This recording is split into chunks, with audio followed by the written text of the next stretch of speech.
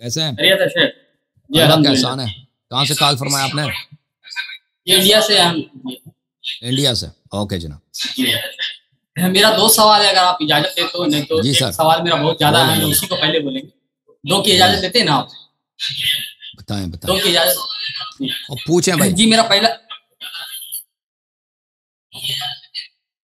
اور back ground سے جو آڈیو ہے اس کو بند کریں، جو یوٹیوب وغیرہ چلا رہے ہیں نا اس سے میری جی بات نہ سر سنیں، زوم سے سر جی سنیں۔ جی جی سر سر دو سوال کی اجازت ہے نا؟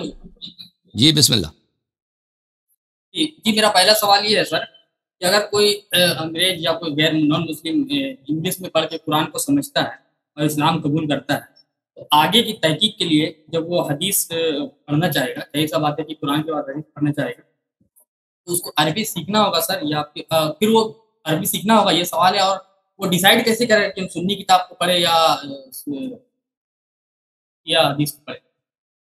اس کے اندر تو اتنا کیا کرے، ڈیسائیڈ کیسے کرے کہ سنی حدیث پڑھے گا یا غیر سنی حدیث پڑھے گا؟ دیکھو بھائی، جو شخص ان ڈیپتھ پڑھنا چاہتا ہے نا قرآن مجید کو، عمق کے ساتھ پڑھنا چاہتا ہے، گہرائی کے ساتھ پڑھنا چاہتا ہے، تو لازمی بات ہے اس میں وہ قرآن کی زبان ہے، عربی زبان، وہ سیکھنا ہوگا۔ لیکن جو شخص کے پاس ٹائم نہیں ہے، وہ نہیں کر سکتا، تو وہ ترجمہ پر یا جو ترجمے کے تفسیروں کے ترجمے ان پہ گزارا کرے گا۔ یہ پہلی بات۔ دوسری بات یہ ہے کہ قرآن کو سمجھنے کے لیے اس میں اہل بیت علیہ السلام کے احادیث جو تفسیر میں وارد ہوئی ہیں اس کو جاننا وہ واحد طریقہ ہے، اس کے علاوہ قرآن سمجھ ہی نہیں آ سکتا آپ کو۔ قرآن مجید میں آپ جتنا تفاسیر پڑھیں گے اہل سنت کے یا شیعوں کے، وہ علماء کے اقوال ہیں، علماء کے اجتہادات ہیں، وہ آپ کے حیرت میں، آپ کی سرگردانی میں اور آپ کے کنفیوژن میں اضافہ ہی ہوتا رہے گا ہر آیہ کے متعلق، جب تک حدیث اہل بیت علیہ السلام نہیں پڑھیں گے۔ تو پھر وہ سر نیا جب وہ رہے گا تو اس کو تو پتہ ہی نہیں، وہ تو نہیں پتا کہ اہل حدیث شیعہ کی حدیثوں کو پڑھنا ہے، سنی حدیثوں کو پڑھنا ہے۔ اس کو اگر وہ شیعہ ہے تو اس کو شیعہ حدیث پڑھنا چاہیے، ٹھیک ہے نا۔ اگر وہ شیعہ سر نہیں ہے، وہ تو نیا اسلامی قبول کیا، اس کو تو پتہ ہی اس نے نہیں اگر علی نیا کون ہے، اسلام، ابوبکر پھر کون ہے۔ وہ گمراہی میں رہے گا نا، وہ ظاہر میں مسلمان ہے، وہ اسی کنفیوژن میں رہے گا، وہ قرآن پڑھے گا۔ چلیں اس نے عربی زبان بھی سیکھ لی، عربی زبان بھی سیکھ لی، عربی زبان بھی اگر اس نے سیکھ لی، جماعت عمریہ کے کتب میں جائے گا، تفسیر میں تو ان کے پاس حدیث ہے ہی نہیں۔ تفسیر میں جماعت عمریہ کے پاس حدیث بہت کم ہے، نہایت ہی کم ہے۔ ان کے پاس جو کچھ ہے وہ صحابہ کے اقوال ہیں، وہ بھی کم ہے، زیادہ سر تابعین کے اقوال ہیں، وہ حدیث نہیں ہے، تو وہ ہمیشہ کنفیوز رہے گا، قرآن اس کو سمجھ نہیں آئے گا۔ مطلب یہ کافی نہیں ہے ایمان لانے کے لیے کہ قرآن سے پڑھ کے اگر ایمان کے لیے دیکھیں یہ کہ انسان کو پتہ یقین کرے کہ یہ اللہ کی کتاب ہے، یہ اللہ کا میسج ہے، ٹھیک ہے نا۔ اب قرآن کو ان ڈیپتھ سمجھنا یہ ایمان کے لیے ضروری نہیں ہے، یہ علم ہے، یہ فضیلت ہے، لیکن وہ ایمان کے لیے شرط نہیں ہے کہ آپ قرآن کا علم حاصل کریں۔ اگر قرآن کا علم حاصل نہیں کیا تو مومن نہیں ہے۔ اوکے، دوسرا میرا اہم سوال ہے سر، دوسرا سوال یہ ہے سر کہ جب کوئی تحقیق کرتا ہے اور قرآن کو پڑھتا ہے تو اس کو یہ چیز پتہ چلتا ہے سر کہ جو جنگ کے میدان میں لڑے ہیں وہ پکے مسلمان، جو بھاگ گئے انہوں نے فسق کیا یا گناہ کبیرہ کیا، مگر جو میدان میں آئے ہی نہیں وہ کنفرم منافق ہے۔ یہ سورہ آل عمران آیت 167 میں بھی ہے، اور آپ بھی بہت کنفرم کر چکے ہیں کہ جو میدان میں نہیں آتے وہ کنفرم ہے کہ وہ منافق ہے۔ تو اب سوال یہ ہے سر کہ جب واقعہ کربلا ہوا تھا اس میں تو لگ بھگ سارے لوگ شہید ہو گئے تھے، اور جتنے بھی شیعہ تھے وہ کوئی بھی جنگ کے میدان میں نہیں آئے، تو قرآن کے روح سے تو سر وہ سب کے سب منافق ہو گئے۔ اور یہ بھی ہمیں پتہ ہے کہ کربلا سے پہلے کوئی بھی شیعہ کتاب نہیں لکھی گئی، تو بعد میں جتنے بھی کربلا کے بعد جتنے بھی شیعہ کتابیں وہ لکھی گئی، تو ان کے جتنے بھی راوی ہیں وہ وہی منافق ہے سر جو کربلا میں آئے نہیں تھے قرآن کے۔ تو عرض یہ ہے کہ جو بہت سارے شیعہ تھے جو آنا چاہ رہے تھے آ نہیں سکے، ٹھیک ہے نا، ان کو خبر نہیں ملے یا بعد میں پہنچ گئے واقع کربلا کے بعد۔ اور جو کتابیں شیعوں نے لکھی ہیں وہ لوگ پیدا بھی نہیں ہوئے تھے نا، جو واقع کربلا کے بعد جو کتابیں لکھی گئی ہیں حضرت امام جعفر صادق علیہ السلام کے اصحاب نے یا امام باقر علیہ السلام کے اصحاب نے، وہ تو اس زمانے میں کربلا میں پیدا بھی نہیں ہوئے تھے تاکہ آپ ان پہ طعن کریں کہ وہ کربلا کے واقعے میں شامل نہیں ہوئے تھے، ٹھیک ہے نا۔ یہ تو جماعت عمریہ ہے کہ کربلا کے واقعے میں قاتلین امام حسین علیہ السلام سے حدیث نقل کی، ان کی توثیق کی ان لوگوں نے۔ علی رضی اللہ تعالیٰ عنہ کے ساتھ بھی جتنے بھی لوگ تھے سر، انہوں نے بھی تو صفین میں ساتھ نہیں دیا تھا نا، نہروانی میں، ان کو نہروان میں قتل کیے گئے۔ وہ بھی تو شیعہ ہی تھے. پھر حسن رضی اللہ شیعہ عنہ نہیں کے تھے، ساتھ شیعہ نہیں تھے، جو خوارج شیعہ نہیں تھے بھائی، سنی تھے سب. پہلے تو وہ علی رضی اللہ عنہ کے ساتھ ہی تھے نا. وہ جو امام علی علیہ الصلوۃ والسلام کے ساتھ صفین میں بھی تھے، جنگوں میں حصہ لیتے تھے، وہ شیعہ کہلاتے تھے اس لحاظ سے، سیاسی لحاظ سے، نہ کہ وہ واقعاً شیعہ تھے. شیعہ عربی زبان میں جو بھی کسی کا ساتھ دے دے اس کو شیعہ بولتے ہیں، ٹھیک ہے نا. تو وہ اس پولیٹیکل لحاظ سے، ملٹری افیئرز میں، عسکری لحاظ سے، کیونکہ وہ امام علی علیہ السلام کی حمایت کرتے تھے تو وہ حامی کہلاتے تھے. شیعہ یعنی حامی. وہ اس طرح نہیں تھے شیعہ اثنا عشری تھے، وہ اہل سنت تھے، ابو بکر عمر کو صحیح مانتے تھے. وہ ابو بکر عمر کو ہاں، وہ صفین والے ان کی اکثریت، امام علی علیہ السلام کے لشکر میں جو اکثریت لوگ تھے وہ ابو بکر عمر کو خلیفہ مانتے تھے، اور امام علی علیہ السلام کو بھی خلیفہ مانتے تھے، چوتھا خلیفہ مانتے تھے.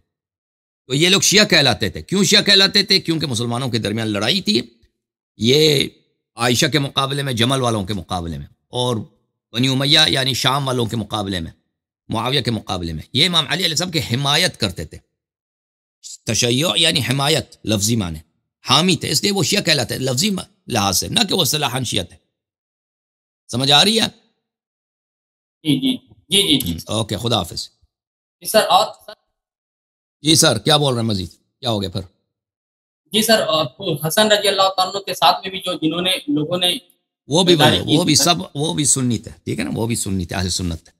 پھر حسین رضی اللہ سر اس میں تو سارے سنی ہو جائیں گے. پھر نہیں ہو جائیں گے نا. تو آپ کو فکر نہیں ہے نا کہ میں نے یہ بار بار توضیح دیا نا کہ شیعہ کے دو معنی ہیں. ایک ہیں کہ پولیٹیکل لحاظ سے سپورٹر، جو سپورٹ کرتے ہیں اہل بیت علیہم السلام کی. تو کوفہ عراق کے اکثر لوگ وہ ابو بکر عمر کو، بار بار کہہ رہا ہوں کہ ان کو صحیح خلیفہ مانتے تھے، امام مانتے تھے. وہ عثمان کو بھی صحیح مانتے تھے، لیکن کہتے تھے بعد میں عثمان خراب ہو گیا ہے. معاویہ کو نہیں مانتے تھے.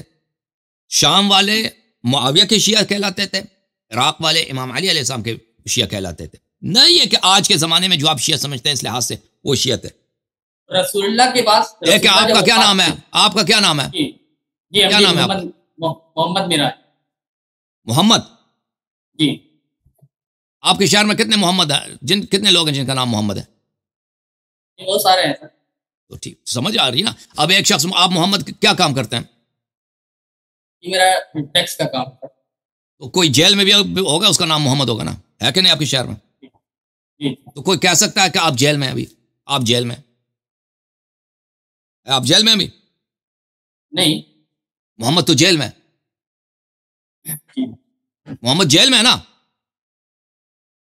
تو آپ جیل میں نہیں سر. آپ نا، تو آپ سمجھ رہے ہیں شیعہ لفظ کے دو مختلف معنی ہیں. بات نہیں کر رہے ہیں، وہ تو سر ان کے ساتھی تھے نا، وہ تو ان کے ساتھی تھے. جو سمر بھی تھا، تو وہ شیعہ ساتھی تھے. وہ دیکھیں میرے بھائی، ساتھی تھے، اہل سنت نے بیعت کیا نا.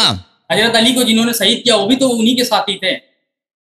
آپ سمجھ نہیں رہے ہیں. ہم شیعہ ورڈ نہیں کر رہے، لیکن ساتھی تو ان کے تھے نا سر. ساتھی تھے، لیکن وہ شیعہ اثنا عشری نہیں تھے. وہ امام علی علیہ الصلوۃ والسلام کو بالنص خلیفہ نہیں مانتے تھے. آپ سمجھ رہے ہیں نا بات آپ کی ہماری. وہ امام علی علیہ السلام ابو بکر کی خلافت کو صحیح سمجھتے تھے، عمر کی خلافت کو صحیح سمجھتے، عثمان کی خلافت کو بھی صحیح سمجھتے تھے. کہتے تھے بعد میں عثمان خراب ہو گیا. امام علی علیہ السلام کو اس لیے صحیح خلیفہ سمجھتے تھے کہ ان کے ساتھ بیعت ہوئی ہے، نہ کہ ان کے پاس نص ہے. اس لحاظ سے وہ شیعہ کہلاتے تھے کہ وہ معاویہ کے مقابلے میں امام علی علیہ السلام کی سپورٹ کرتے تھے. ٹھیک ہے نا.